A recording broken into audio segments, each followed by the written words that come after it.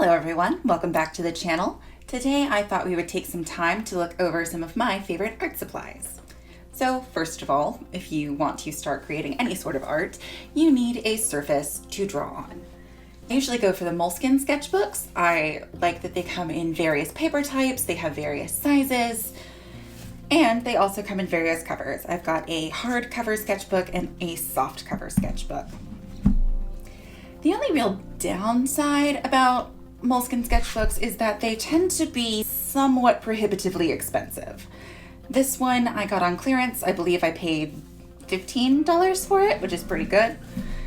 Full price, they are a lot more than that, but they are very good quality. I do enjoy using them. However, my current sketchbook is this art creation sketchbook from Talons. It is a mixed media sketchbook that looks exactly like the Moleskine sketchbooks. The paper quality I feel is better. It's definitely thicker. It works well with watercolor, with colored pencils, with graphite, and overall it was much less expensive. I think I got this for $5 or $6. So comparatively, I'm going with this one. Of course, you don't need fancy art supplies, whether you're a professional artist or you are just getting into art. I also have this giant Canson sketchbook that I think I bought in college and have never used, but I use it for all of my watercolor and painting practice. It's just a plain paper sketchbook. I don't really care about it, therefore I don't have the fear of ruining the first page. It's just an average sketchbook. They're on sale all the time, they're pretty cheap, they come in all sorts of sizes, the paper's fine, and it's just something to doodle around in. My next favorite art supply is the trusty old Bick mechanical pen. I have an entire bag of these. Very cheap, lightweight, just your standard mechanical pencil, nothing fancy. In the slightly fancier category, I also have this Tombow Mono Zero mechanical eraser, which I did not know was a thing and is actually super brilliant. It is so useful for getting into all of those little spaces that you need to erase without damaging the rest of what you're working on. They're refillable and overall a very handy tool to have. Rounding out my list of typical classic art supplies, I have my Kneaded eraser. I keep it in this little $1 travel container that I got at the grocery store. This way it doesn't dry out. And I keep this with me pretty much all the time. They're very pliable. You can shape them pretty much however you want, whether that is to make a tip to erase small details or just to roll it out so that you can erase larger spots and pick up some of that extra graphite. Moving on from there, I have my Winsor & Newton Cotman watercolor set. This is a 12 half-pan set of just your basic student grade colors, something a little more substantial if you want to get into watercolor art without breaking the bank. This entire palette was $20. I purchased it on recommendation from a random watercolor artist I saw at the art supply store. And what I enjoy most is that it comes with its own little paintbrush, which is super handy when you are painting on the go. And all of these trays are refillable and replaceable. So you can refill the colors that are already in here. You can change it up to be more in line with colors that you use more regularly. Really, it's whatever you want. As you can tell, mine has been very well loved. I also really enjoy the Sakura Micron pens. These are waterproof fine liners. You can get them in a variety pack that has multiple sizes from 005 all the way up to 8, or you can buy them individually, which is pretty nice if there's a size that you use more than others, if there's a size that you prefer. These things are pretty great.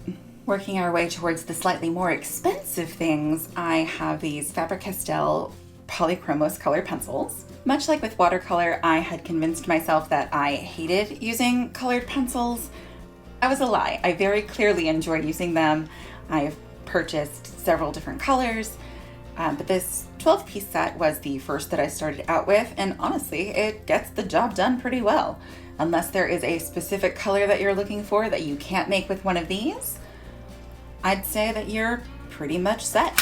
They're good for adding pops of color to your sketches, for doing line work, just giving a little something extra to your sketchbook. Another art supply that I've discovered I love is acrylic wash. It is the perfect blend of the thick concentrated color from acrylic paint with the flexibility of watercolor. They're opaque, matte, and water resistant, and they just add a little extra something whether you're doing sketches or you're doing a finished piece. I like having the ability to have more solid colors in addition to the translucent watercolors. I received these Turner gouache tubes in a subscription box that I had purchased. It was my first time ever using gouache and I absolutely adore it. I also have a couple of tubes of the Holbein acrylic gouache, which is definitely a higher end gouache. So if you're looking for something to start out with, Turner is a great option. Winsor & Newton also has a gouache set. So you've got options when it comes to experimenting more with the media or mediums that you like. One of the last things I'm going to talk about is a universal favorite. It is the Signo white gel pen. These things are perfect for adding little highlights to your finished work, to your sketchbook, covering mistakes, which I may have used it for once or twice. But these things are great. They're super affordable. You can find these pretty readily at any office supply store. And of course, there's always the wonders of the internet. I've used several white highlighters in the past, from this Uniball, which is one of my favorites, to the Copic opaque white, to just using a white gouache.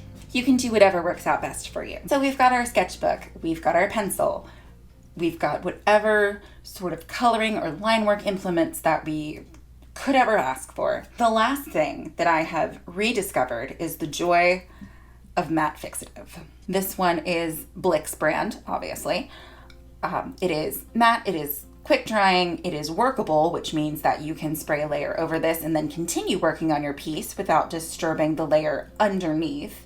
It doesn't yellow your paper, but it does smell pretty bad. So I would suggest taking your sketchbook to a well-ventilated and or outdoor area before spraying it down with your matte fixative. And as kind of an added bonus, I also wanted to mention binder clips. These things are insanely useful, whether you are starting out a sketchbook, ending a sketchbook, just need something to hold those pages together, need something to help you have a sturdier surface. You can even get really cute ones. I got these at Target. I've seen the little Victorian hand that I've seen people get from Etsy. One day. So that's it. Those are some of my favorite art supplies that I am currently using. What are your favorite art supplies? Let me know in the comments below. I will also have everything linked in the description box in case you want to check any of this out. And that's it for this video. Thank you for watching, and I'll see you in the next one. Bye.